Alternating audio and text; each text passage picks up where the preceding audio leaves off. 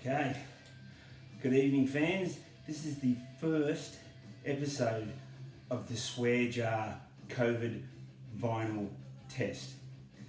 So on YouTube, Mike Portnoy, who's the drummer of Dream Theater, does this thing where it's called MP Vinyl.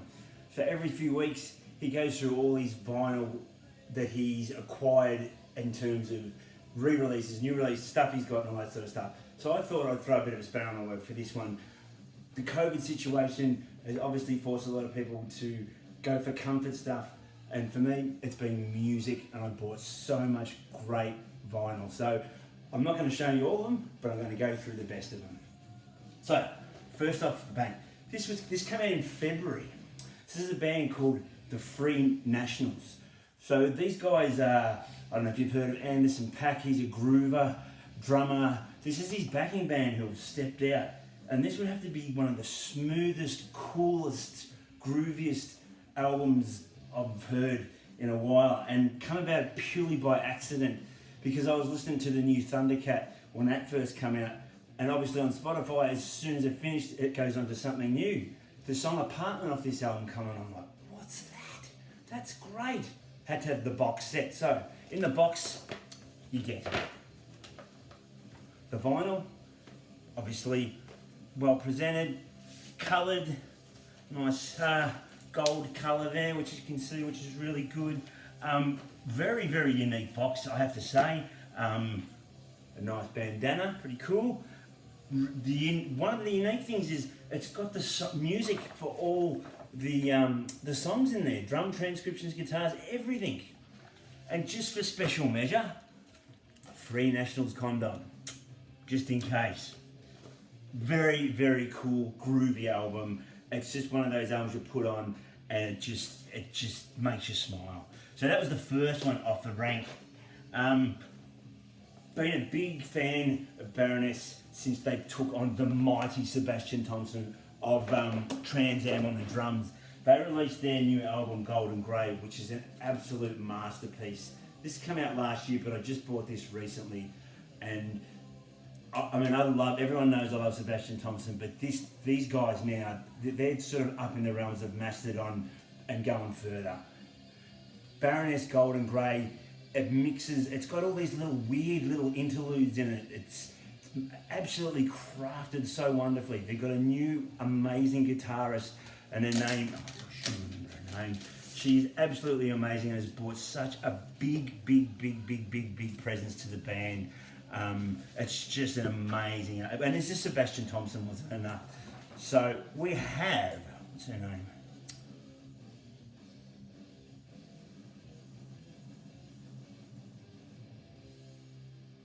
Gina Gleason, an absolute gun. So that's Baroness. Next, a couple of years ago, I saw Stephen Wilson at the Palais Theatre. Amazing musician, Stephen Wilson, just absolutely perfection. This is his album, The Raven That Refused to Sing. Stephen Wilson used to be in Porcupine Tree, a very amazing album, mixing all sorts of stuff, prog, psychedelic, heavy, Marco Miniman on the drums, awesome album. So, all my mates who we call Someone Baked a Fish got a little bit nostalgic during the year and started buying some old nostalgic stuff and it set off a chain reaction. My friend Bob Baker Fish started the Sonic Youth, and I'd heard that the Jesus Lizard were touring again, and David Yao is in his 60s and still going absolutely batshit crazy, and I'm like, Jesus Lizard, I need some Jesus Lizard. This is their first album they did, called Head. It's just, what can I say? Jesus Lizard is the shit, and their sound and the stuff that they did was just, no, you can't compare. No one can compare with David Yao. David Yao is like Iggy Pop, but he's just taken a wrong turn and he's gone up the hill downwards. And I love this guy, man. You know, it sounds like he's singing with like gaffer tape around his mouth, and he's freaking hilarious. That had to get down. Next nostalgic moment. The Screaming Trees Sweet Oblivion special 25th anniversary edition, limited edition, and everyone knows that I love Song of Baker, and it's on here. I'm so stoked. It's just, I love Song of Baker, but Julie Paradise, wow, what can I say? It's quite funny actually.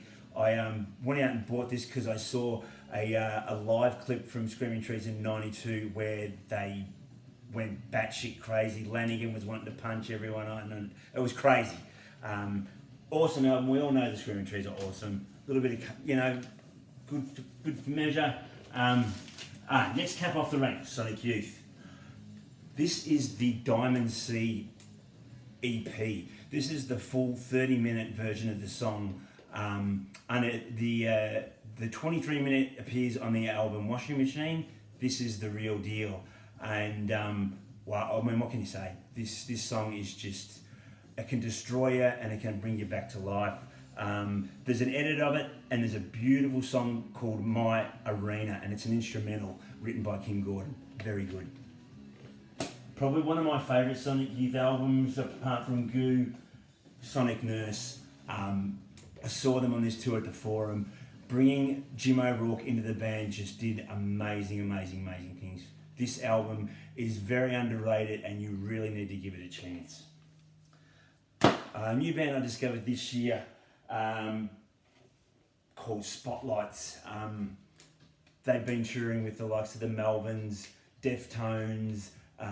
They're on Mike Patton's Ipecac label. Never heard of them. Sounded pretty intriguing. Someone compared them to Mogwai meets Melvins. It's husband and wife and a drummer, and I've got to say, Spotlights. This album is it's a 3-part sort of prog piece that's just heavy, moody, and freaking amazing. Spotlights. The Find of the Year.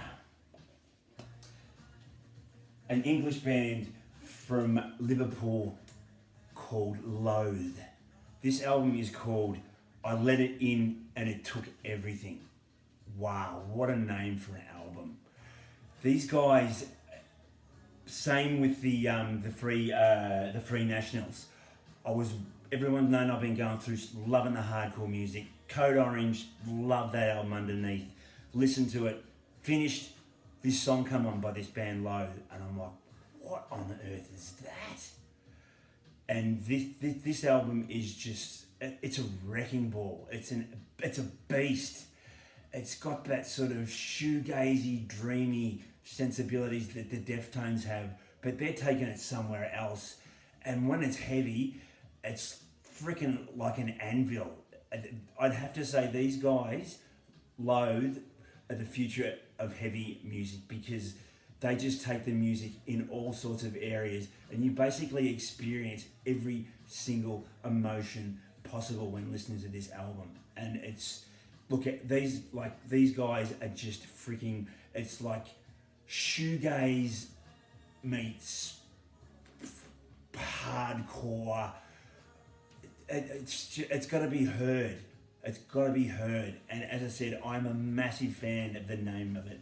I Let It In and It Took Everything. Wow.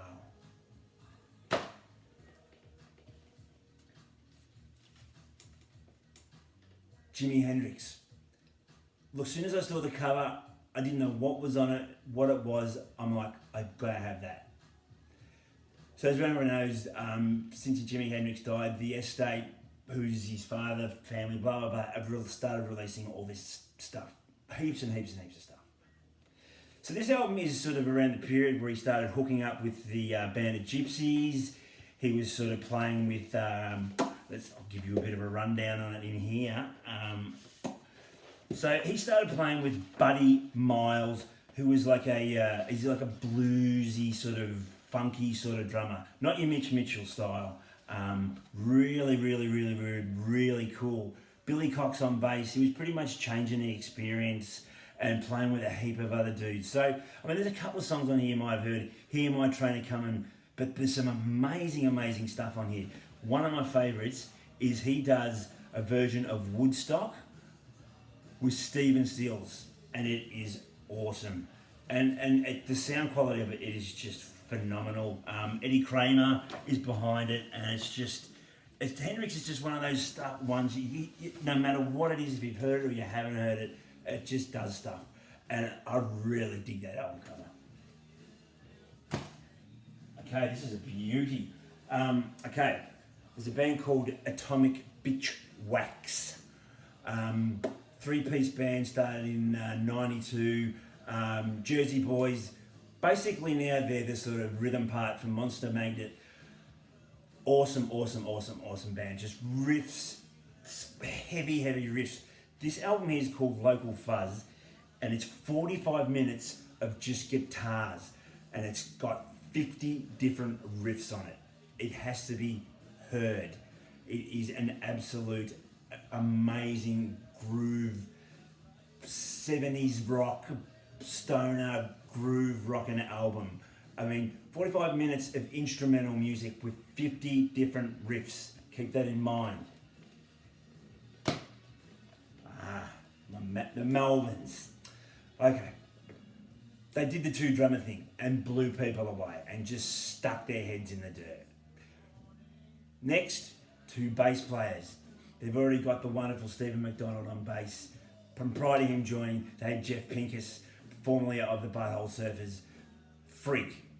So they've got Jeff, and they've got 2 Jeffs playing 2 basses on this album called Pincus Abortion Technician. So the first single off it is called Stop Moving to Florida. So what it is, it's a mash of the James Gang song Stop that goes into the Butthole Surfers song Moving to Florida. The only thing I can say about that song is it's like you go down a one-way street, and all of a sudden when you get to the end of it, the door opens and you go inside and you don't know what's in there. 1, 2, 3, 4, 5, about 4 originals. They do the most, I don't know how to describe it, version of the Beatles song I Want to Hold Your Hand. I can't explain it. It's like nothing you've ever heard before. And they do lasting, another Butthole Surfers song, Graveyard. It's a cool little, the Melvins always up for good shit, 10 inches with coloured vinyls and things, and I collect all this stuff, love them. Love this band, The Sword. They sort of, it's just rock. So this is a triple album. So half live stuff from 2006 to recent days, and the last quarter of half of the album is covers. And they got an interesting choice of covers. Real interesting choice. And I was very, very impressed to hear him do a version of Kiss's She. But they do Pentagrams, Forever My Queen. They do Cheap Sunglasses by ZZ Top. They do, what else do they do? They do Working Man by Rush. But I mean, what can I say? The Sword are just awesome. I love the 70s heavy stuff. Okay, album of the year. I'm calling it already. Not really sure how I come about this. Friend of mine, Damien, put me onto this guy called Yusuf Days. He was playing with a guy named, what was his name? Anyway, this guy is a drummer, and he's I'm a drummer. I love my drummers, but this guy is something else. He's taking jazz, fusion, beats, rim shots, grooves, broken paradiddles, just stuff to the next level. I mean, this guy, everyone knows how much I fucking love John Theodore back in the day. This guy's coming from a different area, but he's still bombastic, but he's percussive, and his groove and his feel is something else. So he's teamed up with this guy called Tom Minch, and they've put together the most coolest, smoothest, grooviest album I've heard in a long time. You could put it on and it just does things to you. It's just one of those albums that I don't reckon anyone would say a bad thing about it. It's got cool little grooves, instrumental little pieces, sleazy lowrider, stoner, just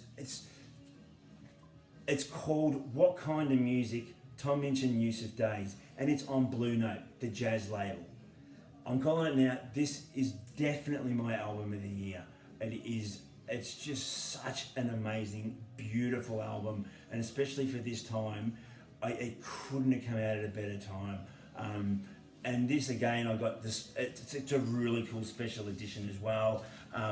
They've basically given you a cool booklet inside that tells you how they put together all the music, all that. It's just a really, really amazing read, and it's just I mean, I love my musicians, I love my drummers, and this guy, he's my man. He's the man, and I'm pretty sure he'd be name checked by a lot of people out there. He's just, his style and his groove and what he does is just so unique, so precise, but it's just, he's really, really developed his own style, and I cannot say enough good words about this guy and this album. And Tom Minch, he's a jazz guitarist. He's got a career previously too, but the two of them together, what they've put together here, as I said, it has to be heard. It has to be heard, and don't just listen to it once. Just keep listening to it, and I guarantee it. Whenever you put it on, someone will always say something about it. I promise you that. And it's just, there's just one of those albums that comes along every now and then that's just so special. I refer back into 2003, the Mars Voltas, D-Louse and the Comatorium, greatest album ever made. This is one of those albums that's just come into my life and I've just gone, wow. Tom Minch and Yusuf Days, What Kind of Music? Definitely get it. So, FU30, what does that mean? It means that Fu Manchu are 30 years old. I love this band, have loved them since my friend Mark played me Asphalt Rising at our friend Lindley's house, and purely bought on the basis that someone said, if you like guys, buy these guys. And from that point on, they just, you know what you get when you get in Fu Manchu. But now they are just so good at what they do. They're flawless, and they deliver the goods every single performance. So this is the first of the release of the FU30s. They do some bizarre covers in a way that is just slow and heavy and different. I mean, Godzilla, the cover they did of the Oyster Cult song, freaky. The cover song they do on this is the Doobie Brothers taking it to the streets. Fu Manchu. And there's 2 new songs on it as well. Last year, they released this.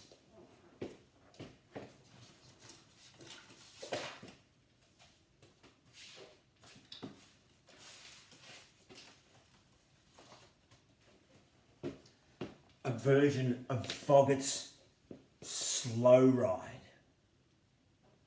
And it's slow and heavy and cool. So, I hadn't had their album Start the Machine. This is the first album they had with their new drummer, Scott Reeder, not to be confused with the bass player from Kyuss. Brant Bjork did really well with them for so many years, but wanted to go out on his own, and great album. Alright, last albums, The Guilty Pleasures. Rush, what can I say? I'm a massive fan of Neil Peart, and his drumming is revolutionary.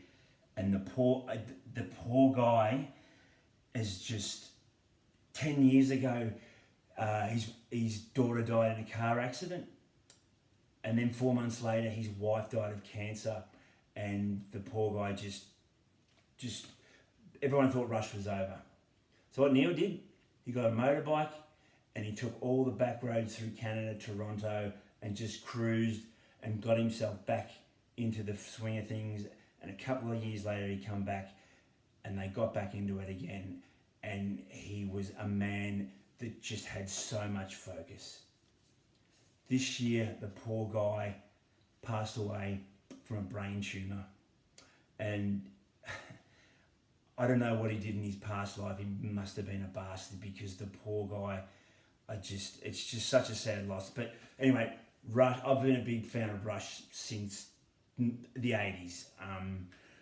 The first album I heard was Moving Pictures, Moving Windows. But just they're just one of those bands that are just awesome. And this is a live album from 1974, and it's just a beast. It's just raw, loud, heavy. I needed Rush, and I'm Neil Peart, rest in peace, God bless. Everyone knows I like Jamiroquai.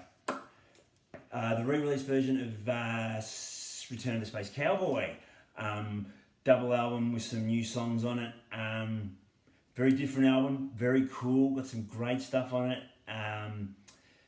Jay, when they did the first album, in between that and this, he went off in a drug-fueled binge, coke, smoke, whatever you name it. And the album called Return of the Space Cowboy is him coming back to Earth to record this. But it didn't stop him from lighting up big trumpets on stage every night. And I was very lucky to see them at the Metro when I was working in an American sports store called Sports Bazaar in 95. The whole band come into a basement downstairs where I was selling Adidas stuff. I was listening to the first album on the train and every day, and I could not believe my eyes. So these guys gave us passes to all the people I worked with, met them, went backstage. It was just surreal. I love Jamiroquai, I still do. Jay just writes the coolest jazz. It's just, yeah, awesome. They don't do a bad album, and there's never ever a bad song on it. And I've been playing to death the last song off Dynamite called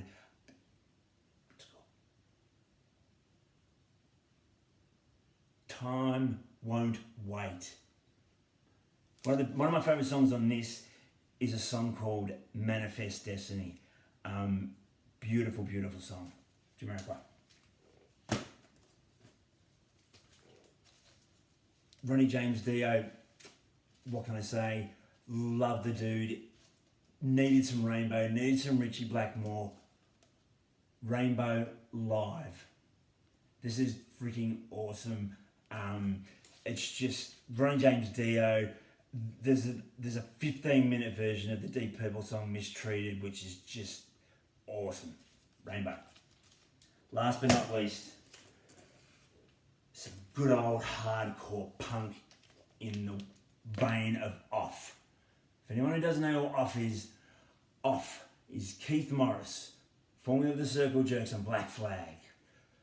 Stephen McDonald, Red Cross, Melvins, you name it. Mario, what's his name? Mario.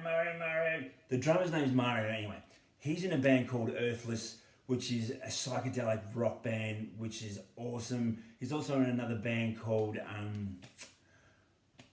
Dean, you're going to pan here. Anyway, and the other guy is Dimitri Parks on this album, and he's from the Burning Brides. Off, go off. It's just, there's nothing to it. It's just in your face, hardcore punk delivered the way it should. This is a live album, and it's called Farah Loves to Get Off. And the wonderful Raymond Pettibon has done the cover as well, as he has done every other cover, and it's just, I love it. Off, just, you got to get some punk into you. Whether it's Dead Kennedys, whether it's TSOL, whether it's Bad Brains, just hardcore punk. Don't settle for anything less. So, that winds up the first edition of COVID Vinyl. Stay tuned. Next week, it'll be a totally different thing together again. Please, get on my page. It's just started. This is this 8th video. It's called Dean Seabrook's Swear Jar. And it's based around, a club I had with some mates when I was 8. And what we used to do, we used to meet up at different parks and rock up with a new swear word each week. And it'd be something like, oh, poo or shit or something like that. This one day, the park where I used to live next to, my mate came up to me and goes, you know what? See that tree there? He goes, right on that top branch, there's some yellow electrical tape wrapped around a branch and it says penis on it. And we're like, wow. So we're all trying to climb to the top of this tree. And anyway, we get there and we see those yellow tape and it was written P-E-N-U-S,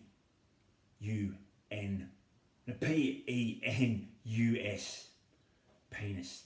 So the swear jar started from that. And this page is just going to be full of all sorts of stuff. So stay tuned and thanks for listening.